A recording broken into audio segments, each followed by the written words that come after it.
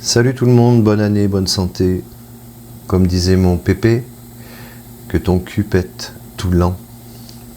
J'ai dit ça la soirée du jour de l'an, je suis allé traîner à La Rochelle, je suis allé faire des photos. Et je disais ça aux jeunes et ils étaient pliés de rire et ça amenait une certaine ambiance et une certaine décontraction. Que ton cul pète tout l'an. Sagesse paysanne, n'est-ce pas?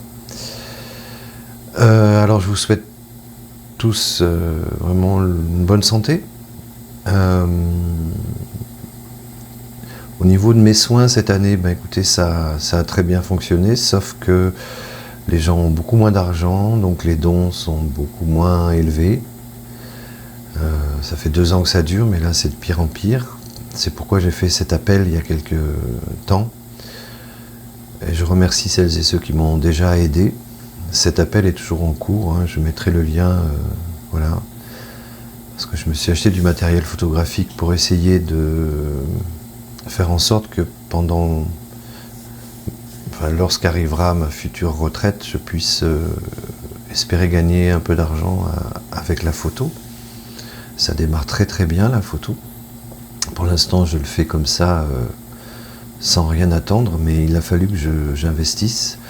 Et comme les dons sont beaucoup moins forts et élevés qu'avant, j'ai des difficultés à me remettre sur pied. Donc s'il y a des gens parmi vous qui ont plein d'argent, n'hésitez pas à me filer un coup de main, ça me rendra un fier service. Voilà, ça c'est fait, c'est dit. Mais le plus important, c'est encore ce qui va se passer le 6 janvier, là, où on a des énergumènes qui eux, par contre, peuvent appeler à la violence, peuvent appeler à la rébellion armée, pratiquement, sans n'être absolument pas inquiétés. Si moi, aujourd'hui, je dis « Français, armez-vous, allez taper sur le gouvernement », si là, dans cette vidéo, je le dis, demain ou ce soir, j'ai 2 mecs de la DGSI qui viennent me chercher, ou 2 mecs du commissariat du coin, et qui m'emmènent pour 3 ou 4 jours en garde à vue. Mais ces gens-là, comme par hasard, ces gens-là qui amènent les paysans au charbon à Paris, parce que comme le disait très très bien Juvin Brunet, c'est quand même un peu son rayon, Alexandre, si vous n'avez pas de préparation, vous allez au casse-pipe, quoi. Et qu'est-ce qui va se passer? Eh bien, il va se passer qu'une fois de plus, et ça sera peut-être la fois qui suffira pour que les Français ne se rebellent plus du tout. Parce qu'à force d'être emmenés dans des trucs comme ça, au casse-pipe, eh bien, l'espoir s'en va et on préfère rester chez soi et s'occuper des siens en attendant que le monde s'effondre sur nos têtes. Donc ces gens-là, je ne donnerai pas de nom, mais vous voyez de qui je parle, sont soit des enfants, soit complètement inconscients, soit, et c'est ce que je pense, des outils du système qui sont là pour faire naître une fausse rébellion qui n'aboutira certainement nulle part. Une rébellion, une révolte, ça se prépare stratégiquement. C'est pas un truc comme ça. À l'ère numérique, ça ne peut pas se faire comme ça s'est fait en 1789, quoique ça a été fomenté aussi, et ça a été dirigé par la bourgeoisie. Et il y avait déjà à l'époque des révolutionnaires qui travaillaient pour le système, qui se faisaient passer pour révolutionnaires, mais qui en fait ont mis le feu aux poudres. Et cette révolution dont on fait quelque chose d'extraordinaire, en fait, est une révolution qui a fait tomber la chrétienté et le roi en France. Je ne suis pas certain qu'aujourd'hui, si on avait un roi en France qui aime son pays, je ne suis pas certain que notre pays soit dans cet état. Je ne suis pas royaliste, mais je me pose la question. Donc, comme le disait si bien Alexandre et d'autres, plusieurs Alexandres disent la même chose d'ailleurs, nous sommes face à un monstre financiers qui travaillent pour l'asservissement des peuples depuis des centaines d'années. Et ce n'est pas une révolte paysanne en tracteur qui va changer quoi que ce soit. Avant d'unir le peuple, messieurs les allumeurs d'étincelles, les vendus pourris qui bossaient pour le système, avant d'allumer une révolte, il faudrait déjà que le peuple soit uni. Il faudrait déjà que le peuple comprenne, autant les mélenchonistes que les lepénistes, que tant qu'ils ne seront pas capables de se réunir autour d'une table et de dire bon bah là, l'intérêt primordial de la France est en jeu, donc nous devons faire la trêve des confiseurs et mettre nos idées partisanes de côté. Tant que ça, ce ne sera pas mis en place, toute révolte sera morte dans l'œuf. Et ça, vous le savez, les compères là, qui passaient, qui êtes encouragés. C'est-à-dire quand vous passez sur Facebook, vous voyez apparaître ces gens-là. Alors vous n'êtes pas habitué, vous n'êtes pas abonné à ces gens-là. Mais comme par hasard, pouf, ils arrivent sur votre mur pour que vous écoutiez bien leur message qui vous énerve bien, qui vous met bien les boules et qui vous rend prêt à faire n'importe quoi, encore une fois, sans aucune préparation préalable.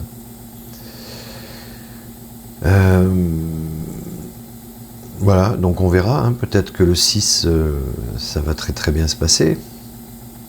Peut-être qu'il y aura plein de gens à Paris qui rejoindront ce mouvement. C'est possible. J'ai une question d'ailleurs, vous étiez où les paysans pendant la révolte des Gilets jaunes?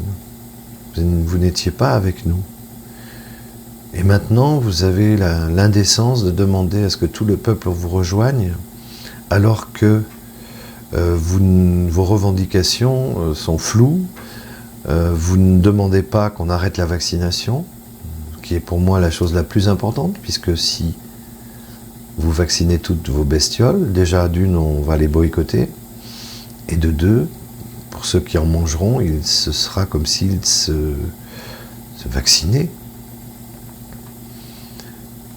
Donc toi le vendu là, qui appelle à la révolte sanguinaire, sans être inquiété par l'État, tu veux me faire avaler ça? Eh ben tu vas gentiment te mettre ma présence dans ton cul, et puis tu vas m'oublier.